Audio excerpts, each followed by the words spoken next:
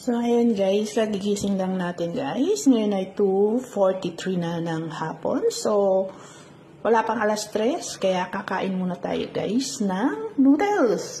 At natirang roast pork kahapon at sa haluan natin ng itlog. Ayan guys, kain muna tayo habang wala pa yung mga tsekwa. Ayan.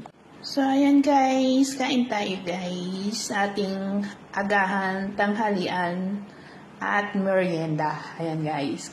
Kain tayo guys. Ayan. Parang nalulungkot ako kasi first time ko sa loob ng 13 years ko dito, first time kong hindi pupunta dun sa kabilang bahay. Since wala na nga si Bagtet, ayaw ko nang pumunta ron. Pero nalulungkot ako. Kasi parang nakasanayan ko na tuwing Chinese New Year, doon nagse-celebrate sa kapatid ni Amo. Pero ngayon, first time kong di pupunta ron. First time kong nalungkot. Yun lang. Nalulungkot ako. Siguro nasanay lang ako na taon-taon na pumupunta ron. Yun lang. Saka kada may okasyon, lagi akong nandoon.